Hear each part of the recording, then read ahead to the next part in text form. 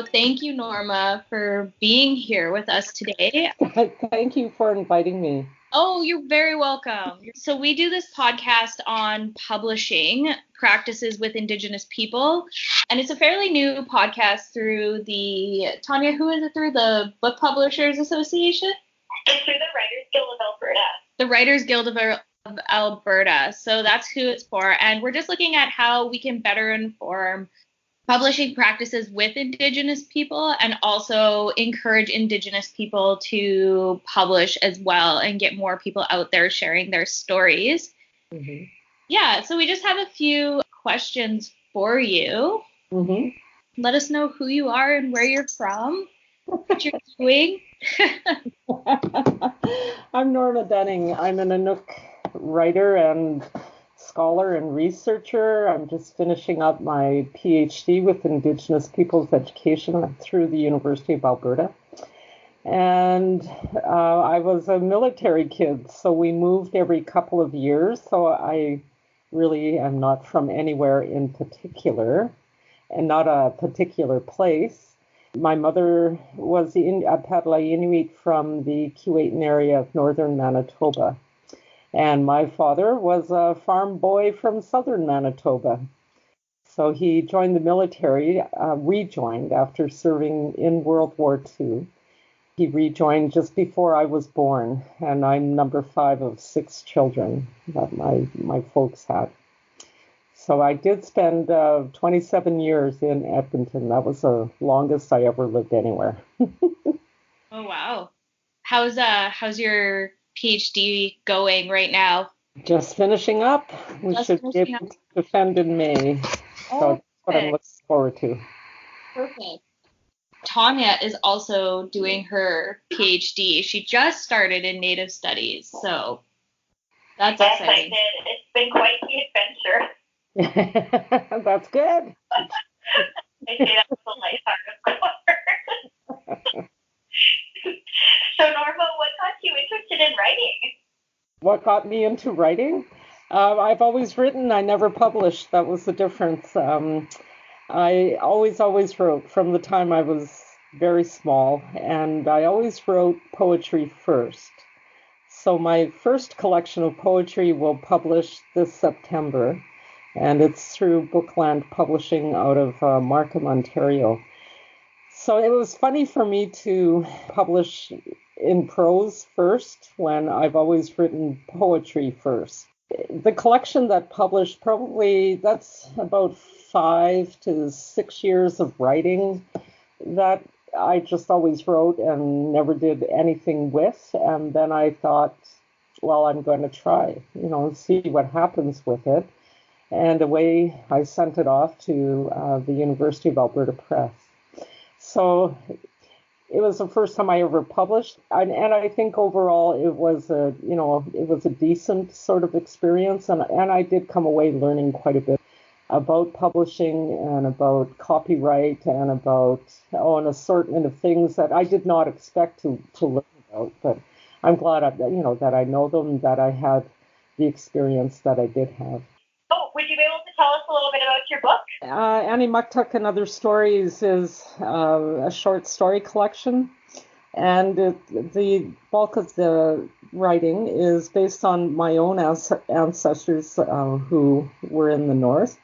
And Annie she won the Donata Gleed Award and the Howard O'Hagan Award and received a bronze standing with forward reviews. So she became a fairly well-awarded book, especially for first out as an Aboriginal writer. And it's the stories are basically on my own mother is a great many components within each story. And my grandfather is Husky in the story, Husky. and so that's how, the book came together was, really talking about my own ancestors is really the story that I tell. And what made you decide to go with the University of Alberta Press over other publishing companies? I went with UAP because 2 of the stories The short version of Annie Muktuk and the story. I had been awarded while I was still a student at the U of A in my BA. I had been awarded the, oh gosh, I'm trying to remember them, the James Patrick Folensby Award, as well as, I can't remember my other award, but two of the stories were awarded through the creative writing program at the U of A. And so I thought, well, I just felt like, a lot of these stories were written while I was a student, and therefore I sent it to UAP. I don't know if that was very good logic, but that's how I figured it out. Sure. Yeah. Stick with what you know, I guess. Yeah. Yeah. So I was just wondering, why is it important for you that community stories and stories from your family are shared, or also, I guess, not shared? I would say it's more important that they are shared, and we have to think about future generations as writers and what we leave behind as our own little bit of a legacy. And to me, I have a total of 5 grandchildren, and it's important to me that that they know that history in some way. So I've always felt that as Aboriginal writers, it is easier to get our truth out to the media or into the public eye through creative fiction. It's a more accepted venue or way of getting our truth out there. Mm-hmm. It took me a long time to get to where it was, okay, I'll try this. I mean, these stories stayed with me for a very long time before I ever put them down. And then once I did have them tucked away on a file in my laptop, it took, it took a few more years before I could let them go. But it was, it's getting to that place where this is important. And I think other people should read about it. And there's so few of us who write creative fiction. In terms of Inuit writers, there's a great many autoethnographic works that are out there. But to sit down, or legends, it seems to fall into one of two categories. Mm-hmm. Have somebody who just sat down and wrote creatively all the way through, I think is really quite rare in Canada. So that was how it all came together. And I think we should all be telling our stories and putting them down on paper, even though for Inuit we remain very much an oral culture and not so much with writing. And, our kids up north, they're still dropping out of high school at a rate about 74% a year. Yeah. So the rate is huge. So it becomes important, to put a voice forward and to make Canada think about Inuit people in some way. Mm-hmm. Mm-hmm. Yeah, totally. How does your family feel about you publishing your stories?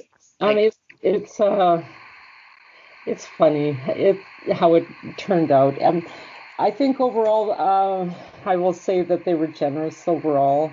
I will say, that my youngest son, when I had my launch at Audrey's book, like my sons had received their copies in advance, and they were I sent them each copy. And my youngest son had said to me after, Mom, when I'm at home and I'm reading your book, you're a writer. You're not my mom. You're a writer. But when I'm at Audrey's and you're up there reading all that sex stuff, I don't know, Mom. Like, that's my mom up there in front of everybody. So he had like this discomfort with it. And so, get over yourself. But anyway, it was, it's different how they each reacted. And one of the things I found quite amazing is the story Elated is they each cried in that story. They each told me how, I just bawled. I got to the end of that story and I just cried. And I didn't expect that kind of reaction from my own sons. I didn't expect that, that they would have that kind of outcome with the story. So, but I mean, for them, I'm just their mother, more than anything. And I can say, oh, I wrote a really good paragraph today, and they're like, oh, that's nice. And it's not it's not a big thing for them, and I think that they just see me as their, well, that's my mom. Leave it at that. So I've seen Annie Muktuk before and read a little bit of it. Did you do the cover art for Annie, or who did it? UAP did it. That's actually a self-portrait of Annie Muktuk, and she died. Wow. A couple of years ago, they dragged her body out of the Ottawa River, and she was a beautiful artist, and she comes from a long, long line of artists. Yeah. And the controversy with her was when her body was pulled out of the Ottawa River, the attending RCMP gentleman said, if you people would just get on board, we wouldn't be having to drag these bodies out. So that was her self-portrait, and that was chosen by the cover. The cover jacket was designed through UAP. Yeah, okay. It's amazing to me that you mentioned Annie Muktuk, because when I used to live in Toronto, and I went to like a feminist Wikipedia edit-a-thon at the Art Gallery of Ontario, and that was one of the artists that I selected to like make a Wikipedia entry about. Wow. So it's just, and then a few months later, then she died, and I was like, whoa, I know this person, or I felt like some sort of connection there. So I'm not sure if the Wikipedia article is still up or the status of it right now, but yeah, that's amazing. That's really interesting. Yeah. So, I'm very sad. Very sad ending, a very sad ending, because she did leave behind a child. And, for me, what I worried about was, I was concerned that people would think that Annie Muktuk, who is a character in the book, that they would confuse her with Annie Muktuk. And that has not happened. But that was one of my concerns that I said to the press. Like, I'm afraid there's going to be that confusion.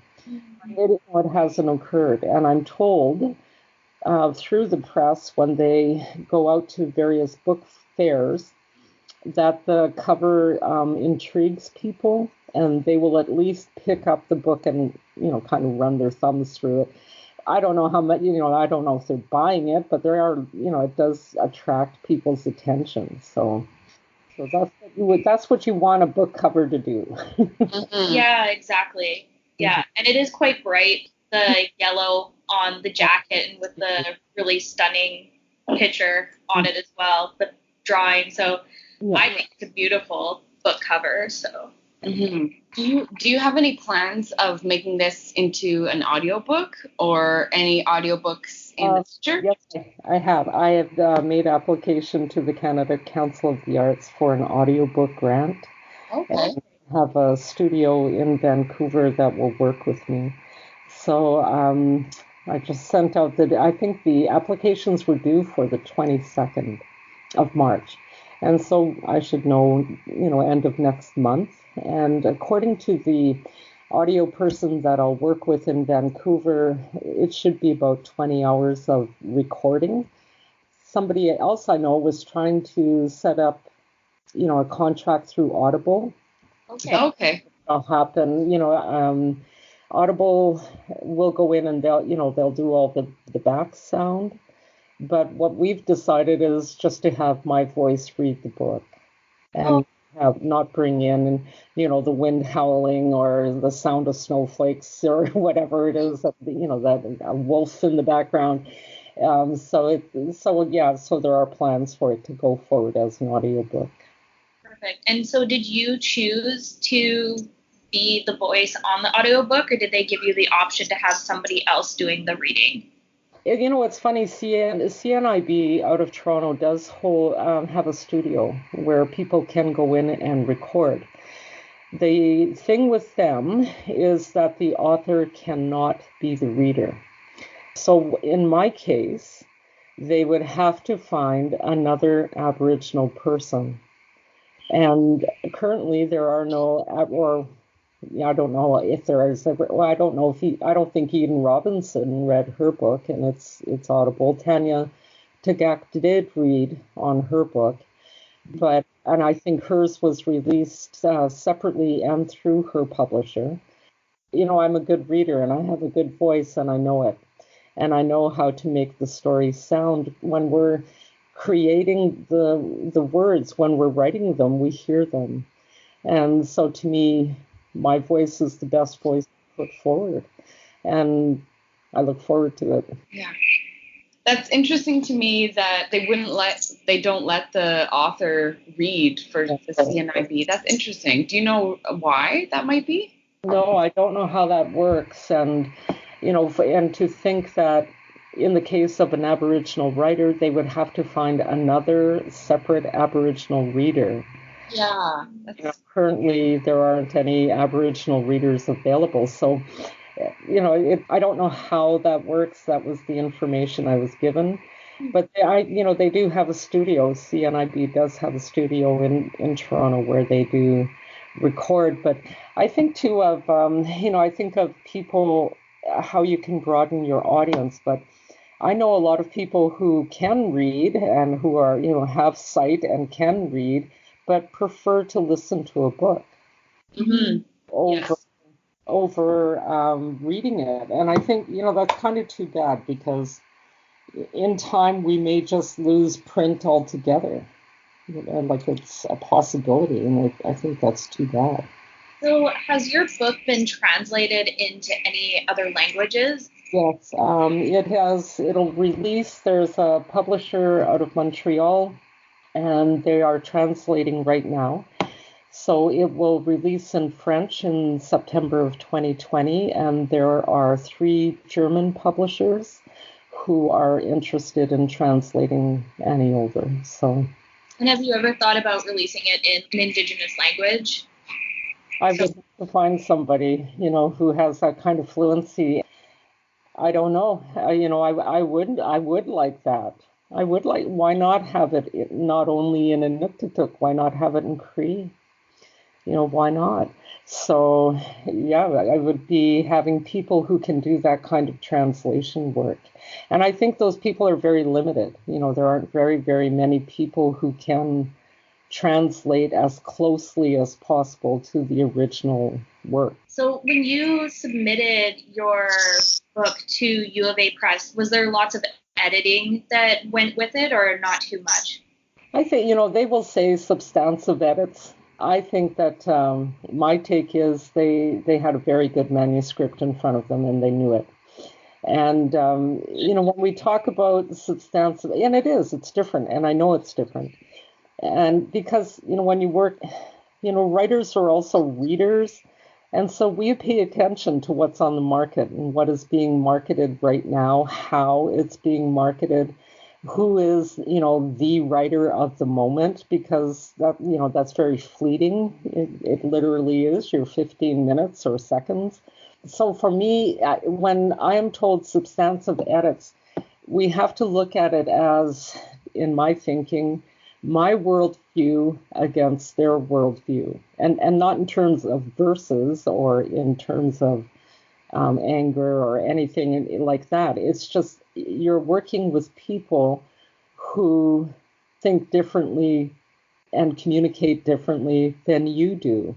It's getting past that, and it's getting to where you can both be on board, and it's taking the time to be patient enough to explain to each other and be able to hear each other. So that's really what the process is. It's about really hearing what each other is saying. And one thing I learned very well, and that I think of more often now when I write, is how is the reader taking this in? Because when I write, I just assume everybody gets it because I understand it. So therefore, everyone understands it.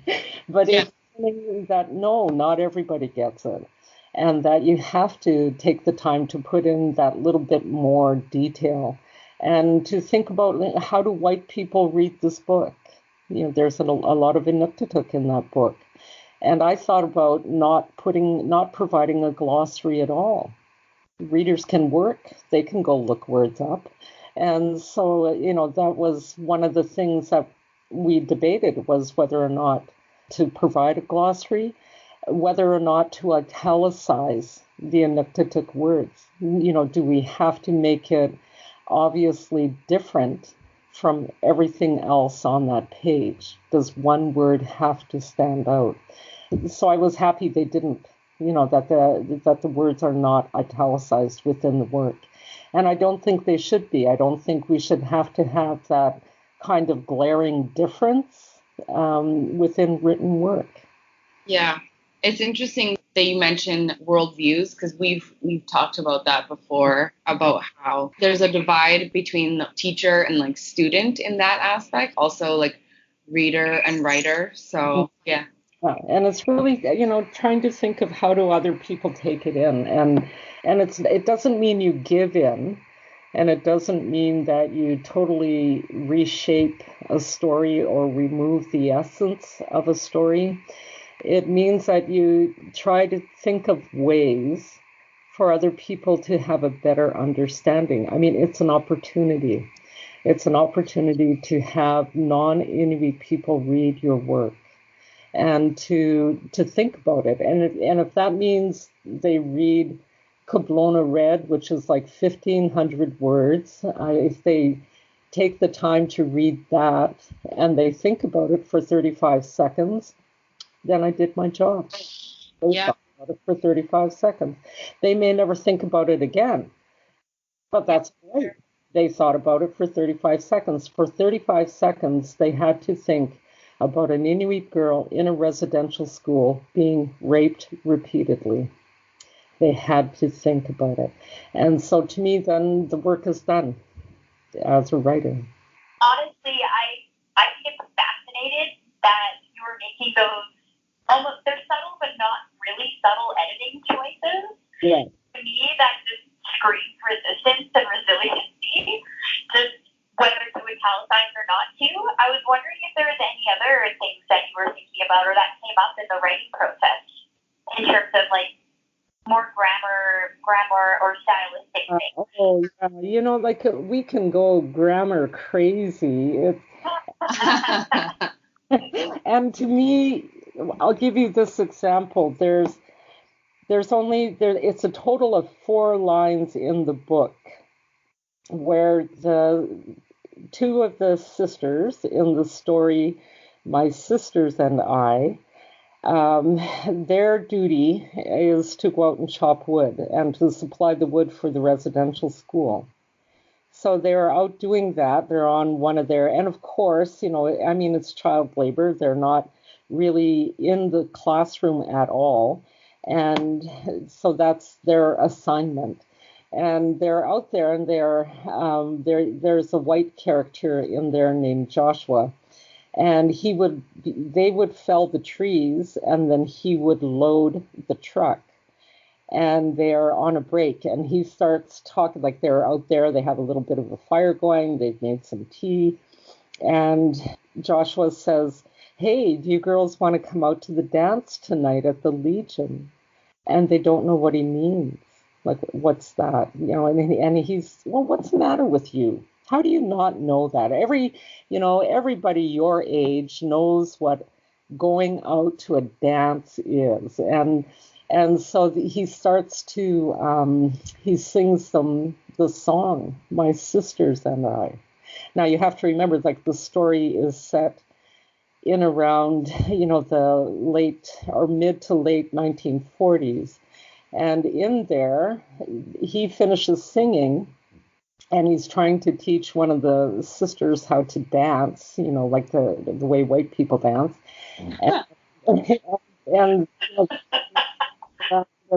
But so the younger sister says, let's show him our singing, because he had sang to them. So let's show him our singing. And so they come together and they begin to throat sing. Now, the next 3 lines are the sisters, and they're standing facing one another, and they start,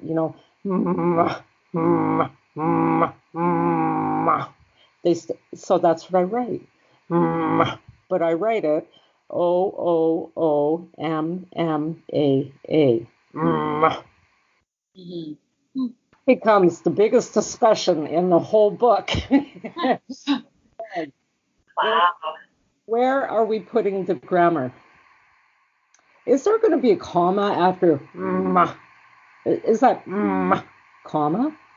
And then a part of that singing is and the other sister responding, honk, honk. And it's spelled A-Y-U-K. So this becomes just approximately 3 to 4 days. Doing those 3 lines, and because in the second line it isn't O-O-O-M-M-A-A, it's O-O-O-O-M-M-A-A. That becomes inconsistent. We are talking about sound. Now, this is what I'm being told. Norma, we are talking about sound. In my mind, we're talking about something that is far more spiritual. We're not talking about sound. To me, sound is a car driving by. When you're throat singing, it's a totally different level of anything. So it becomes, where are we going to put the commas? Do you want a period after the first? Do you want a period then? Or do you want a comma? Or should we put a semicolon? And it goes on. And finally, into day 2, and after emails and phone calls, I say, let's not put any grammar. Because to me, people can just go sort it out. You can figure it out. And I'm told, no, you have to get some grammar in there. And so we sit down and we go through it. I sing it over and over and over. I sat in my little blue chair in my living room all 3 of those days, over and over and over and over. And finally, we work out the grammar. And I think, thank goodness, this is finished. Now we can actually go on with the rest of the book. Yeah.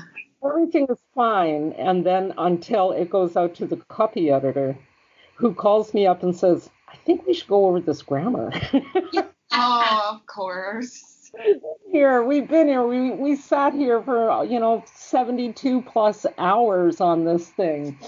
So when you talk about that, Tanya, when you talk about grammar and we don't speak in grammar, and when we're writing, I think I don't think we write in grammar either. Grammar is something that I always have to go back and relearn because I could not tell you what is the purpose of a semicolon. I have no idea. I'd have to look it up. And I'm a PhD student. But it's, and I've written that many papers and published that many articles, and, it's something that we have to relearn all the time.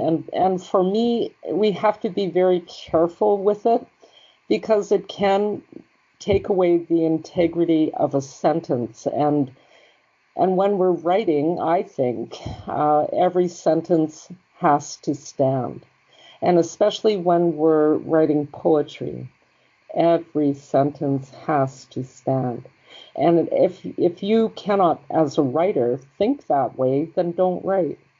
If you can't think that every word and every idea, every metaphor that you put together is not important enough, then don't write it.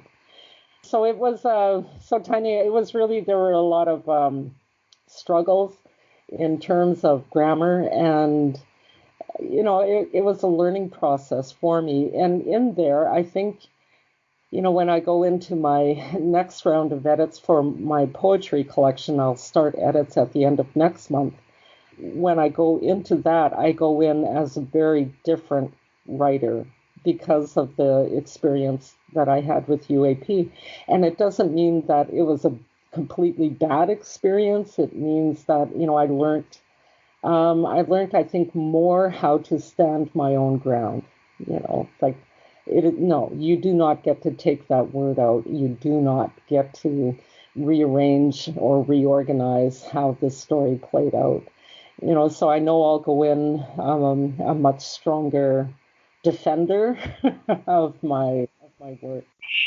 Thank you so much, Norma. What a great answer. Just so thoughtful and meaningful, and I'm so happy. It makes me more excited to listen to the audiobook. I look forward to it. I like when my boys were small, I always read to them. Actually, as my sons and I read together until I think my oldest one was about 14. I think he was sick of us just coming into his room and we'd all read.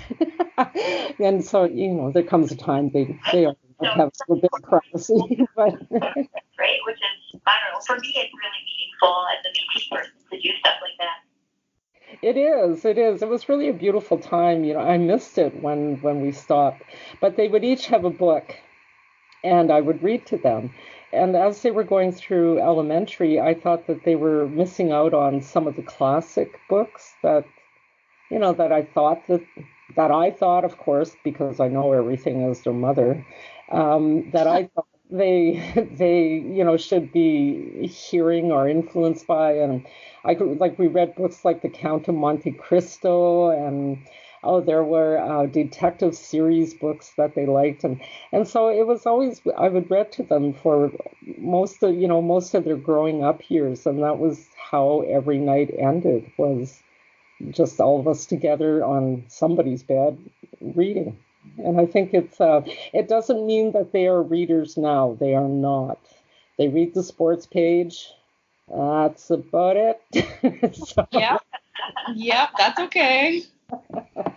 But I think it's one of those important things to do is to read. So I've always enjoyed reading out loud. I like it. So I look forward to putting the audiobook together.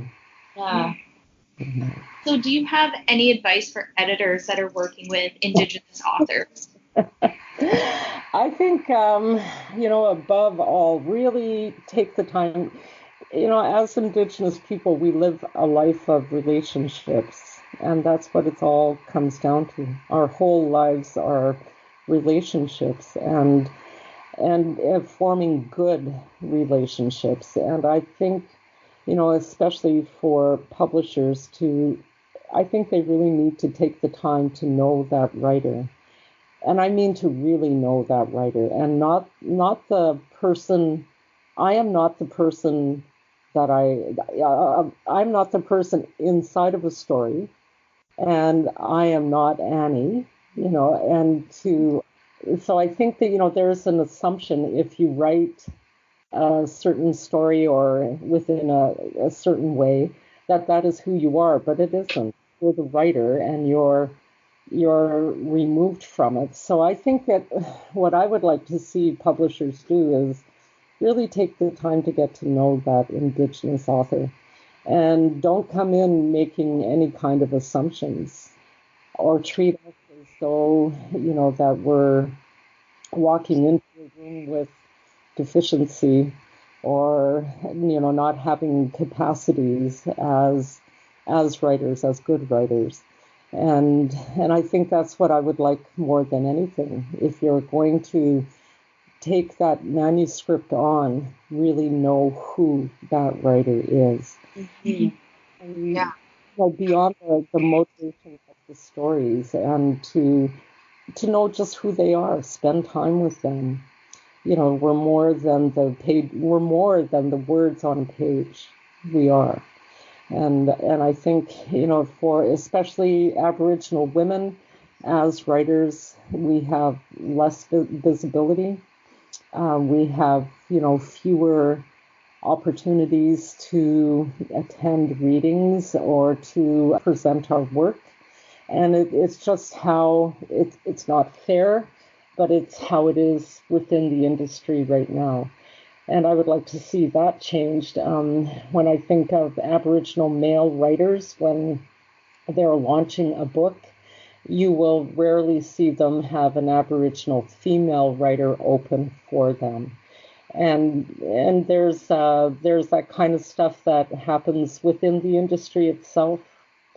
So I'd like to see a lot of changes. I'd like to see the visibility of Aboriginal female writers raised, and I know for me, and also at the same time, it's very, very important to promote young writers. It's very, very important to give them opportunity. And that was part of the work I did with iHuman and with Boyle Street, was to just get people writing, especially young people. It's so important. It's just so very important. Do you have any advice for future writers on how to navigate this relationship with editors and publishers? Well, I told you that I learned a lot, and I did. But I think, go in and be respectful, but also protect your words. Be a protector. But don't be angry. Don't be in your face. You've got it wrong, white guy. You can't do that. When we talk about good relationships, it's both sides that have to come together and develop things into a good relationship. I would say, above all, be fearless. Don't be like me and wait decades before you have the guts to stick a manuscript into a mailbox. Don't be like me. Get out there, get after it. Because I think, that there's a lot of really good young writers out there. And to me, that's, one of the things that I do as a writer is to advance other writers. Or else, why would I be in this industry? Why do I want to just spend my life promoting myself? I think not. I think that there's many, many good young writers out there. And, to go in there, but be polite, but be firm, and also just be fearless. Get after it. I love it. So was there anything about the publishing process that surprised you? How long it took. Yeah. I used to, when I'd go see, when you're a writer, you do go out to other people's readings, or if there's a writer that's reading, you go out to it, and it's a small community of artists, really. But I can remember listening to one Aboriginal male writer, and I'm not going to say who it was, but a question came out from the audience about one of the characters in his book, and he was like, he paused. And it's like you can see him trying to remember. Oh. And I was sitting there and I was thinking, how do you forget this character? He was one of your greatest characters in my mind. And so for me, before Annie ever got into print, that was a little over 2 years. And so by the time you've assembled a collection and had it accepted with a publisher, which can take up to a year, and then then it actually prints, and you're put onto a little book tour, and you're out there reading, and talking to all kinds of people. There were things that I had forgotten that I'd written too. And so when I'm being asked a question, I find myself thinking, okay, what did I do?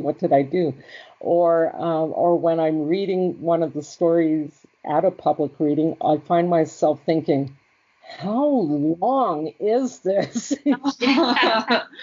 As I'm reading it, because even though I practice before I read publicly, I forget, the number of pages. I will mark them off, and I'll practice for about an hour before I have to read.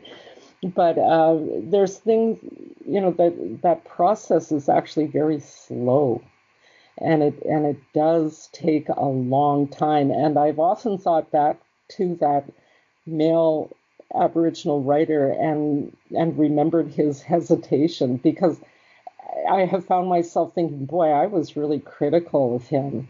But now that I know how long it takes from the time, when we're finished writing that story, we're finished.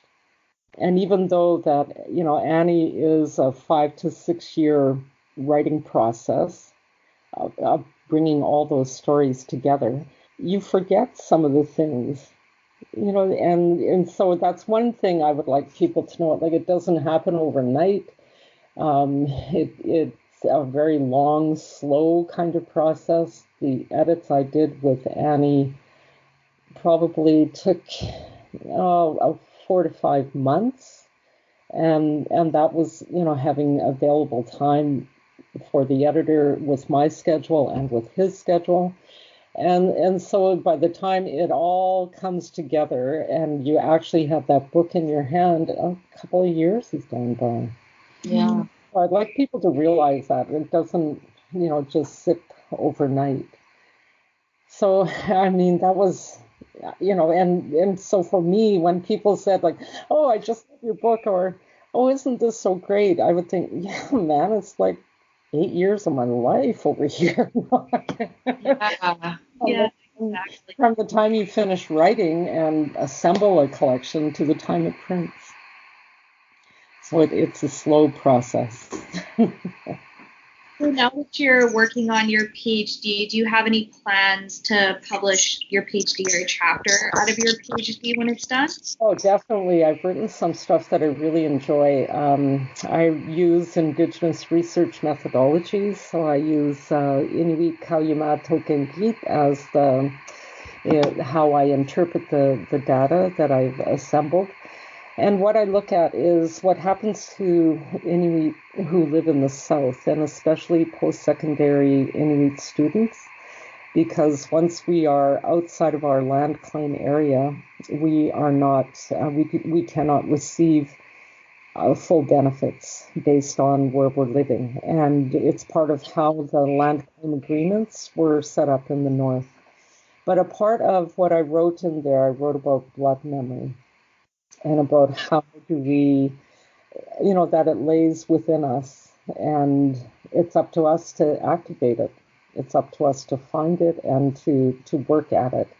And it was one of my favorite parts to write, was about how blood memory exists. And when we are born, we don't arrive into the world with an empty brain. We do arrive into the world with memory. So that's something I would like to publish out of that as a separate article.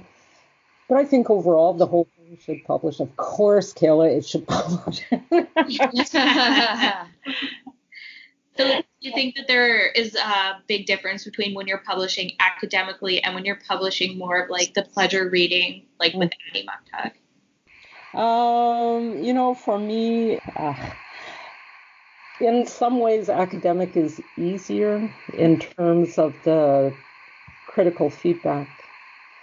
And so I can think, well, this academic thinks I'm full of it. Well, that's okay. But when I publish Annie and when I publish my poetry and I have Inuit people who come back and say this or that, which isn't always kind, that's harder.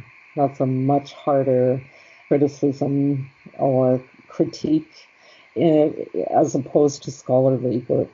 I think for me with scholarly work, there's a certain amount of distance between me and the words, and they can stay, as something distant. But when I write creatively, that's my heart. I'm giving you my heart. And now you're stepping on it. And boy, that hurts. That's a tough one to have to take back. And and especially when you're in a public sphere and, you have to maintain some politeness and decorum and you can't really get back at them the way you want to. Right. Yeah. Always remember them. It's like, oh, I'll always remember that guy, so therein lies the difference, is how close are you to that work, how much of it is your spirit, how much of it isn't, how much of it is trying to put ABC out into the academic world, and having people try to consider, well, Inuit people do think differently and work differently, and therefore these post-secondary students, they do think differently, and they're going to take in information differently. So, there's a different kind of, there's a distance that lies in between there that some is easier to manage than others, Mm-hmm. Yeah, I totally get that. So, yeah, that makes sense. Tanya, do you have a question or just make yeah, because I'm okay. looking at the time here. Okay. We typically ask this question, Norma, and you kind of touched on this a little bit already, but we definitely want to inspire not just young or emerging authors, but pretty much anyone to start writing down their stories or recording it in any way that they think is necessary. So I was wondering if you had any advice for those emerging authors and what you could tell them. I've actually written a whole poem about being an emerging writer. Like I always, because I was told, you're emerging.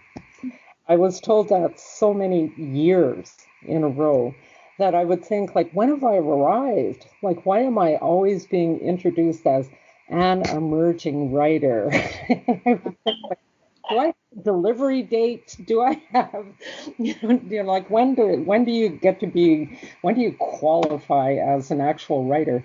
And so for many, many years in Edmonton, I would be invited to read poetry. And I would be on these stages with people who had published collections in their hands.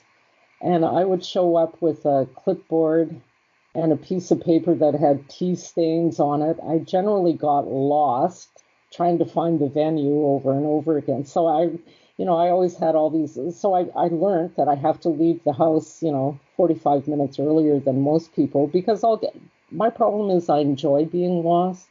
No. So do this otherwise.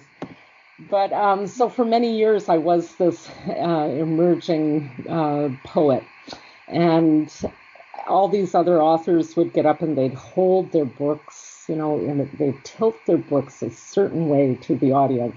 And it's very, very good subliminal advertising to put out there, because that audience is going to remember at least the color of your book jacket.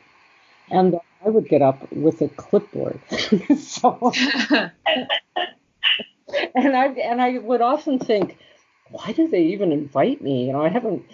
They could never ever call me a published author, but I would just get all these wonderful invitations, and I took every one of them, and I did my best at every one of them.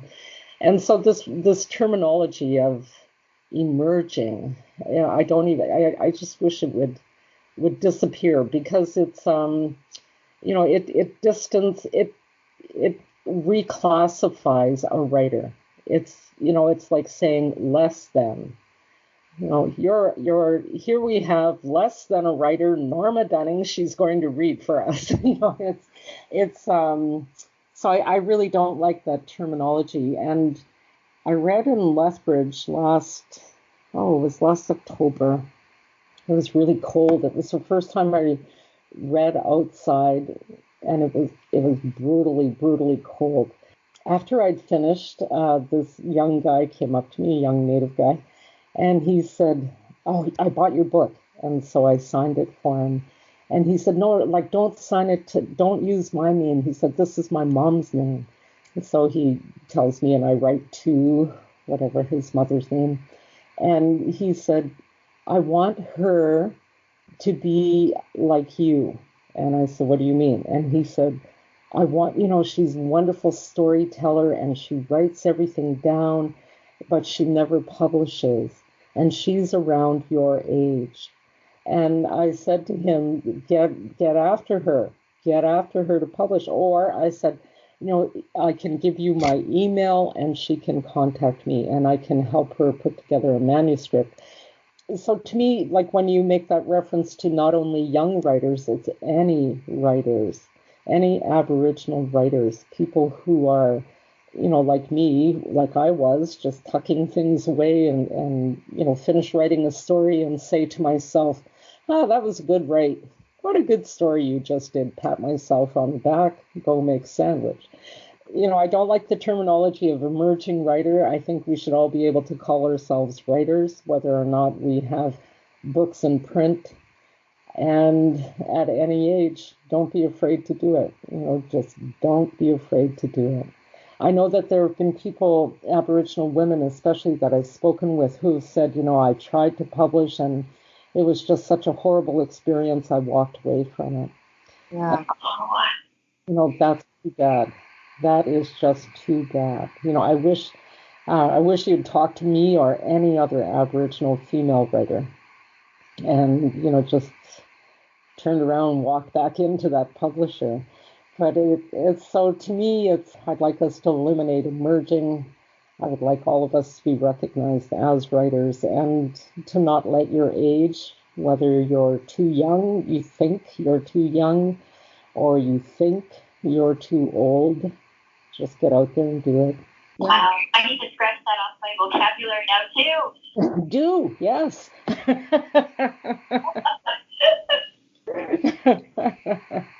Is there anything else that you'd like to add, or anything else we haven't touched on, or? Oh, I can't think of anything. Sorry. Yeah. Perfect. I can't really think of anything.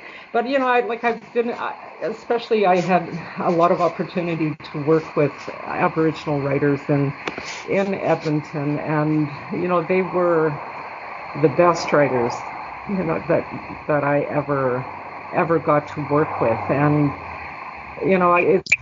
there's a lot of people who would not go into the venues that I went into. There's a lot of people who'd be terrified to go into Boyle Street. They'd be terrified to walk into iHuman. And but we can't do that. Yeah. We can't say, I cannot go in there and get people writing. Some of the very best writers came out of iHuman and Boyle Street. And it was really interesting for me because when I was with iHuman, I did have some U of A students with me. And so you have this, who are also Aboriginal, but you have this sort of difference coming into a room where, you're with young people who don't know where they're going to sleep that night. They don't know what they're going to eat. And then you have other young people who are complaining because they have a paper due. Yeah. It was really interesting, but what happened in there is they came together as a very good community. They really did. And so especially don't be afraid to go into those venues. Don't think I can't walk into Boyle. Don't think, well, iHuman, there's a lot of weird kind of stuff that can happen when you're in there. And I learned to do things like I never took a purse. I never brought a purse in. I never had my wallet on me. I would bring like a cigarette. You learn how to operate in there, like you do. You learn how to operate it. And what I found really amazing, though, is I could walk along on the University of Alberta campus and not be recognized as an Aboriginal person. But I could walk into Boyle and I could have a Kokum walk up to me and say, hey, my girl, I went over to Winners today and bought a mirror. You want to see it? Really wonderful people and so to me it always amazed me that I could be at Boyle and be recognized as Aboriginal, but I could sit in a U of A classroom and people would think I was white. Yeah. Like there was this sort of an acceptance and a realization that happened within places and spaces that I think are often neglected, and that they were wonderful experiences for me. I really looked forward to whoever showed up. There wasn't a lot of consistency, but it was whoever showed up. Mm-hmm. a lot of beauty. There was a lot of beauty that I got to experience with especially the people at iHuman. Last year they became. I fell in love with them. And I would tell myself, especially when I was teaching, and I taught for so many years, but I would walk into a room and I would think, I'm not going to fall in love with you guys. And when I walked into iHuman, I thought, no, I'm not going to fall in love with you guys. And I fell so hard. Like, they were amazing. Oh, well, I think it's a good note to end on, falling in love with each other. I know you were one of my favorite profs that I had when I was in my undergrad at the U of A in Native Studies. I'm really, really glad that you were able to talk to us tonight, and I think you gave some great insights into publishing as an Indigenous woman, and gave some great advice as well for Indigenous authors and for people who are working with Indigenous authors in the publishing world. Yeah, I learned so much. So thank you so much for sharing. Thank you. Yeah. Thank you so much, Norma. That was really, really inspiring. I'm so glad that this community. Thank you. Yeah. Okay, guys, I'm gonna go make spaghetti. Stop recording. Have a good night, Norma. Okay, take care. Bye.